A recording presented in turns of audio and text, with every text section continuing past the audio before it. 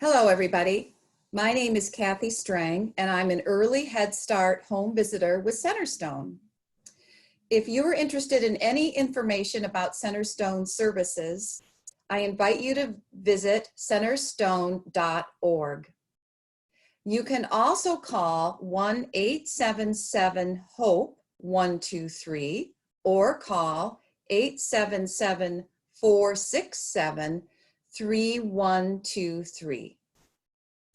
Today, I would like to share an activity that you can make at home to do with your toddler or preschooler, for which you need very few materials from other than what you have right there in your home.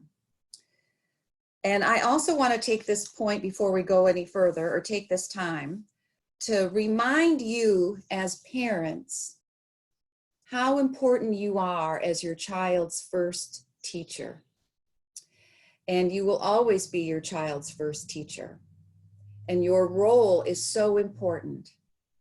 And so that being said, I'm going to show you today how to make some simple puzzles that will allow you to play with your child, and also through play teach him some concepts that have to do with identifying colors, identifying shapes, identifying sizes like big or small, and counting.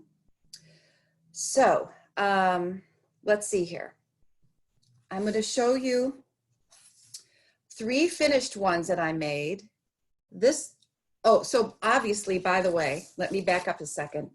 Corrugated cardboard. Cut it from the side of a box. Sometimes they come as inserts in boxes to divide things up. Like I also have this I could use. It can be any size. I mean, I could cut this actually into 3 sections, since there's already 2 good creases there, and make this into 3 small puzzles. So don't let what I show you today dictate how you use what's in your home. All right, so I'm going to hold this up to you very close. So this first one has one shape, the circle. It's got 3 colors, the 3 primary colors, blue, red, and yellow. The number of these colored circles is not the same. We've got 1 blue, 1 yellow, and 2 red. I mean, these kinds of things, when I made this, just sort of happened randomly, and I began to realize how it could be used, how you could have more application of using the activity with your child. So how did I do this? I'll show you the other 2 in a little bit. Well, first, let me just show you how these pop out. Boing, boing, boing, boing. So you can see that what I did initially is, it looks like I painted or drew and painted a circle here, and I did. And then painted it, and then once it dried, I traced a smaller circle around it so that my little toddler would be able to match the colored ring with the colored circle inside. However, you don't necessarily have to do it that way. One of my home visitor friends only had 2 colors of paint at home. She had light purple and dark purple. So she painted her whole background light purple, and then she made her shapes the dark purple. And it worked just as well. So let's say I was going to make the circles. I like to keep things simple. So when I made my circles, I'm not sure if I use this. This is from a mason jar to trace. I forgot I had these cups for when my granddaughters come over. I could trace this. So I could just hold this cup like this. I'm going to use a pen instead of a pencil because it shows up a little bit more, but that's up to you. Go like that and trace one here. I'll just do 2. And so then, let me get this close enough so you can see them. See those 2 right there? I think what I did then was took my dabbed I've got a little paint here. I like to use paper plates. I mean, I try not to use paper products too much, but there's nothing like a paper plate when you're painting with young children, honestly. So I went in and I just painted this. And I probably let that dry and maybe put another coat on. All right, and then maybe I would do the red here. So you could let that dry, and then, this isn't dry right now, but I'm going to show you anyway. What I did is then I would just take, and this is probably a little bit big, but I just placed my smaller circle inside the bigger one, and that was the one that I cut. So, and I want to show you that right now, but I want to make sure I have a cardboard underneath. At the very end, when everything is dry and you're ready to cut them out, you will want to give some careful thought to what your cutting tool is. You may have a box cutter at home. This is a basic utility knife. Let me hold that so you can see it. Let me hold it up on this side. All right. If you don't have something like that, I suppose you could maybe use one of your sharp knives from your kitchen. I haven't tried that, but the main thing that I want to say to you is use caution if you end up using anything with a very sharp blade. And I do want to say that while I was cutting out my shapes, the circle was the hardest because of the curve. And so I would punch, lift it out, punch. You can even hear the sound, I think. Punch, lift it out, punch, lift it out, because there was really no way you could like continue cutting or sawing all the way around. The triangles and squares were much easier because they were straight lines. On the back, I'm not sure you're going to be able to see this, but on the back, what I noticed after I thought I had cut all the way through is that there were still places where my circle was connected. So I turned it over and kind of recut. It was a lot easier because most of it was done on the back. And then they would pop out. So I'm going to put this aside and this aside. And so now let's go back to the first one that I showed you.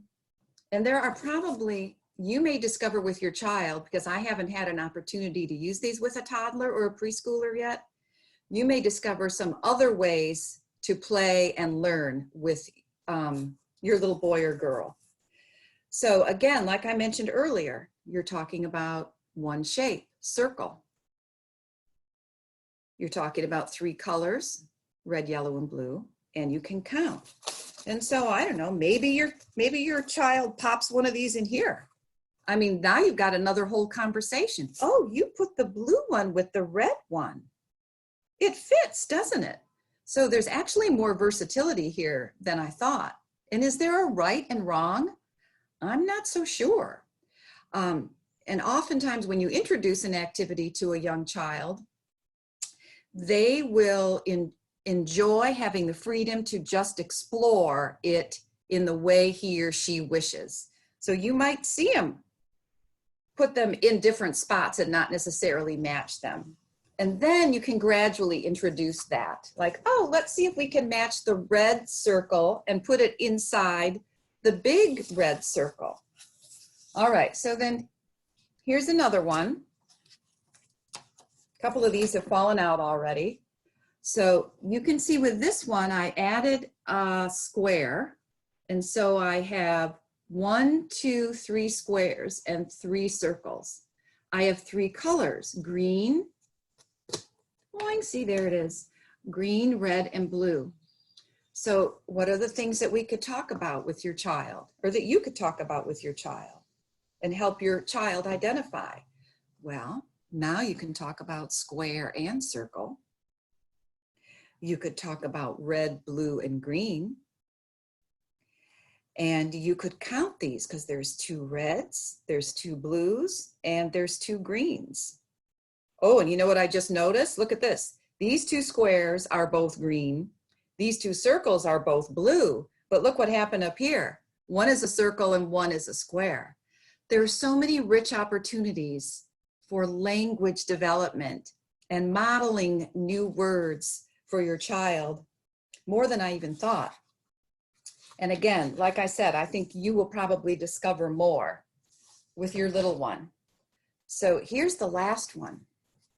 And in this one, I introduce an opportunity to talk about size, big and small. And I've added a new shape. So now we've got triangle and circle. I've added a new color, orange. And by the way, I did not have orange paint, and so I simply mixed some red and some yellow to make that orange. Oh, and while we're on the subject of paint, let me return to my paint. This was some tempera paint that I had, because sometimes my granddaughters come over and I love to paint with them. But not everybody keeps tempera paint at home.